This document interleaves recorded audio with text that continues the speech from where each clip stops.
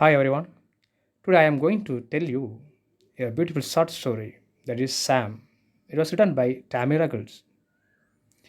And if you not yet subscribe my channel, please subscribe it so that you will never miss a notification. It was a chilly, rainy morning, terrible weather for summer. School was out, but I couldn't go outside and play because mom said I would get sick. So I put on my jacket and went out on the front porch. And that's where I found this blonde Labrador with a hurt paw. Gee, what happened to you?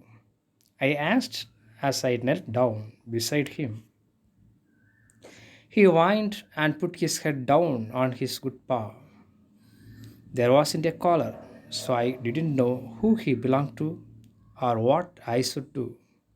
It seemed kind of mean to call the dog catcher on a hurt animal. Mom!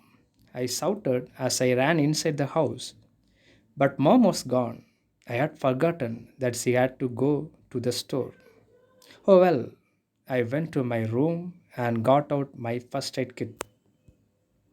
It wasn't a real one, just the one I played doctor and patient with. But it had stuff from my mom's real one, like iodine, bandages, stuff like that. After carrying medical supplies out on the porch, I bent down on I bent down to the dog again. What's your name? Huh? The dog only whined. Guess I will call you Goldie, I told him. Since you are gold. I nursed the dog's paw as best as I could, then sat down next to him and patted his head because he seemed kind of sad. Questions circled through my mind like how did he get hurt? To whom did he belong? Where did he live? How did he get lost? Goldie and I sat together until mom came home. Can I keep him, mom? I asked my mom. She knelt down with us and patted the dog's head too. He probably belongs to someone silly. He must have somehow got separated from his master. We need to find his owner. My heart sank. I knew she was going to say that. But if the owner doesn't show up, I guess he is ours, my mom said. So mom put a notice in the paper and we waited. It was the longest wait of my life. Goldie was a good dog and mended more every day. At first, he couldn't walk on his paw at all, but then little by little it healed. The days went by with no one showing up to claim the dog. When Goldie was feeling all better, we played frisbee and football in the yard. He was a very good, smart dog and knew commands like sit, stay, and come. Someone must have trained him, Mom said sadly. That means he has an owner. But still, no one came. Secretly, I was glad. I wanted Goldie to be my dog. Mom even put his picture in the paper, and still no one came. Guess he is your dog now, Sally, she said one day, as she brought home a new chew toy for Goldie to play with. Hey, I yelled, jumping up and down. Goldie was even beginning to act like my dog. He followed me to school and waited all day until I came out. He even walked beside me and on the outer side of the sidewalk to get between me and the traffic. Then one day, when we got home from school, a strange van was in the driveway, and there was a lady with dark sunglasses and white cane on our front porch talking to mom. A man was with her.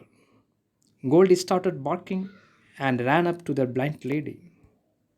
Sam! The lady laughed, and Goldie ran into her arms. Goldie whined with love, licking all over the lady's face. I looked at mom. She didn't have to tell me what was going on.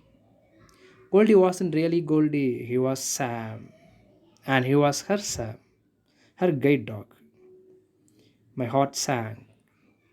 The lady began to cry, and so did Sam by the sound of him. They looked so happy to be reunited. I started to cry too, but for a different reason. I was going to lose my new best friend. Thank you, Sally, the lady said, holding her hand out for me to shake. For taking care of Sam, we were in a traffic accident and somehow we got separated. When I went to the hospital, I guess he lost his collar and harness too. I looked at her hand. I didn't want to give Goldie up, but I could see that it was this lady he really belonged to, not to me. I was just temporary. She needed him, and he needed her. He was a trained working dog with an important job to do. They were happy together, and I definitely wanted Sam to be happy. I did what I knew was right and shook Diane's hand. You are welcome, I told her. It was hard letting him go. I did what I knew was right and shook Diane's hand. You are welcome, I told her. It was hard letting him go, but it would have been harder keeping him from his rightful owner. You can come and visit him anytime you like, Diane offered. That put a big smile on my face. Thank you, I said, and watched the car with the two happy souls disappear round the driveway.